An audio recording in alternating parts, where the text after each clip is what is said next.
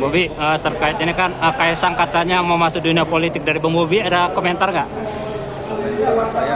Komentarnya pasti lebih banyak yang memberikan masukan, banyak memberikan wejangan tentang di politik.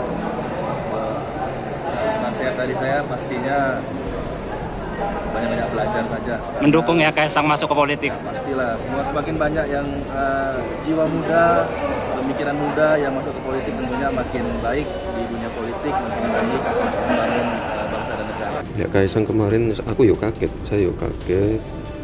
Ini dia secara terbuka kemarin menyampaikan ke saya, ke Bapak, dia ada ketertarikan di politik. Next generasi nanti dari 2024? Nggak tahu. Ya saya kan baru dengar kemarin. Aku kaget aku dengan orang. Tanggapannya Bapak? Tanggapannya Bapak setelah kaget? Ya Bapak kaget. Mendukung? Mendukung Mas? Kaget sih. Tugasnya orang tua itu merestui dan mendoakan. Katakanlah Mas Kaisang gitu di Depok, kemudian masyarakat Depok nggak mau, kan nggak akan bisa juga. Artinya yang dilakukan PSI saat ini hanya memfasilitasi agar Mas Kaisang bisa menjadi salah satu calon wali kota Depok di Pilkada 2024. Jadi kriteria yang pertama yang saya tawarkan, jangan coba-coba jadi calon wali kota di kota Depok kalau belum memahami tentang karakter Depok. Saya Kaisang Pangarep. Saya sudah mendapatkan izin dan restu dari keluarga saya. Insya Allah, dengan ini saya siap untuk hadir menjadi Depok pertama. Mohon dukungannya. Merdeka! Yang mau ke Depok ini jangan modal nekat karena populer. Jangan modal nekat ya karena ada kekuatan-kekuatan lain, tetapi nanti akhirnya tidak mampu untuk memimpin Depok. Untuk memajukan kotanya makin menjadi nyata. Dengan pernyataan Mas Kaisang ini membuktikan Mas Kaisang sosok yang tepat untuk memimpin kota Depok. Nah dulu Mas Kaisang kenapa tidak mau maju dunia politik? Kenapa sekarang ingin masuk dunia politik? Apa yang salah? Sesuatu yang tadi sudah saya sampaikan di awal tadi, 3 hal ini sudah mantap. Mas Kaisang masih punya peluang untuk berkontestasi di dunia politik, di gelanggang politik. Walaupun memang bahwa persepsi publik hari ini bahwa Pak Jokowi dan keluarganya dalam hal ini Mas Kaisang ini masih diasosiasikan sebagai bagian keluarga besar PDI Perjuangan. Ya? Semakin Anda mengatakan tidak gampang menata Depok, semakin kita bertanya, sang pisang bisakah? Gitu. Ya. Jadi ini kalimat beliau ini punya 2 sisi.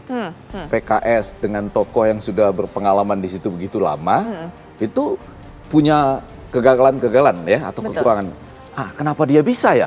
Kenapa sang pisang bisa? Harapannya adalah rakyat itu memilih berdasarkan kapasitas yang akan dicalonkan. Berdasarkan kapasitas yang akan dicalonkan dan partai apa yang mengusung. Buat gerah wali kota dan PKS Depok, Bobi Nasution bongkar rahasia menangkan Depok. Kaisang Pangarep, putra bungsu Presiden Jokowi, tiba-tiba memberi kejutan politik ke publik. Bukan hanya satu, tetapi sekaligus 2. Kejutan pertama, dia berkeinginan untuk terjun ke dunia politik praktis. Keinginan itu berlanjut dengan kejutan kedua menjadi Depok 1. Kedua kejutan tersebut sontak menimbulkan pro kontra di banyak kalangan. Partai Solidaritas Indonesia segera bergegas menyatakan dukungan dengan memasang baliho besar di Jalan Margonda, jalan protokol utama kota Depok. Partai Demokrasi Perjuangan atau PDIP dan Partai Gerakan Indonesia Raya juga tidak mau kalah beraksi. Kedua partai utama koalisi pendukung Presiden Jokowi itu menawarkan Kaisang untuk menggunakan partai mereka sebagai kendaraan politik. Selain pendukung, yang mengkritik rencana tersebut juga tak kurang banyak. Kaisang dianggap hendak menampilkan wajah politik dinasti, pengalamannya terbatas, kapasitas yang rendah untuk memimpin daerah, dan seterusnya. Wali Kota Depok Muhammad Idris sampai memberi peringatan untuk jangan coba-coba menjadi Wali Kota Depok jika tidak memahami karakter masyarakatnya. Menurutnya, warga Depok cerdas dan kritis untuk memilih pemimpin. Mendadak semuanya menjadi serius, seakan-akan Kaisang sudah menetapkan hatinya untuk maju dalam Pilkada Depok 2024. Kaisang adalah figur anak muda kekinian yang terbiasa belak-belakan dalam menyatakan keinginannya. Ekspresi-ekspresi dirinya yang bisa dilihat dari akun media sosialnya kerap memunculkan kekonyolan receh, tapi dinikmati oleh banyak orang. Tak ada yang serius dari tampilan-tampilannya di media, hingga sah untuk meragukan keinginannya terjun ke politik dan menjadi Depok 1. Wali Kota Medan Bobi Nasution mendukung adik iparnya Kaisang Pangarep untuk maju di pemilihan Wali Kota Depok. Bobi pun berpesan agar Kaisang tak maju di Medan. Secara pribadi, soal Kaisang maju Pilwalkot Depok, asal jangan di Medan lah, kata Bobi kepada wartawan di Makassar Kamis 13 Juli. Bobi pun meminta putra Presiden Joko Widodo itu untuk mempersiapkan dirinya, salah satunya dengan mempersiapkan baliho untuk memperkenalkan dirinya dahulu. Menurut pribadi saya, perbanyak baliho dulu lah, ujar Bobi. Meski demikian, Bobi mengaku belum secara langsung berbicara dengan Kaisang terkait rencananya maju di Pilwalkot Depok. Ya, secara ngobrol berdua, belum, tutur Bobi. Bobi pun meminta untuk menanyakan langsung kepada Kaisang tentang rencananya maju di Pilwalkot Medan. Setelah ada keputusan dari Kaisang, barulah dirinya dapat memberikan masukan kepada adik iparnya itu. Wali Kota Medan itu juga menyarankan agar Kaisang untuk memperbanyak menyebar baliho jika ingin maju di Pilkada Depok. Perbanyak baliho aja, ujarnya saat ditemui wartawan di Cafe Ikonik Citraland, Makassar, Rabu 12 Juli. Tentu saat ini Kaisang tidak memiliki pengetahuan yang cukup mengenai Kota Depok. Kota Depok tidak sama dengan Kampung Depok di Kelurahan Manahan yang dikenal sebagai pasar burung di Kota Solo. Kota Depok sudah hampir 2 dekade berada dalam kekuasaan Partai Keadilan Sejahtera. Rentang waktu kekuasaan yang panjang membuat kota ini diidentikan sebagai kota basis utamanya PKS. Sejak pemilihan wali kota langsung di Depok, PKS menghadapinya dengan percaya diri yang tinggi. Pilkada 2005 di Depok, PKS telah memiliki 12 kursi di parlemen dan dapat mencalonkan pasangan kandidat kepala daerahnya sendiri tanpa harus berkoalisi. Saat itu yang terpilih adalah Nur Mahmudi Ismail yang sudah dikenal sebagai tokoh nasional. Dia pernah menjadi presiden PKS, jabatan eksekutif tertinggi di partai itu, dan mantan Menteri Kehutanan dan Perkebunan pada masa pemerintahan Presiden Abdurrahman Wahid. Banyak pihak yang terkejut seorang mantan ketua partai dan menteri mau mencalonkan diri sebagai wali kota. Keterkejutan itu barangkali memiliki derajat yang hampir sama dengan pernyataan Kaisang yang berkeinginan untuk menjadi Depok 1.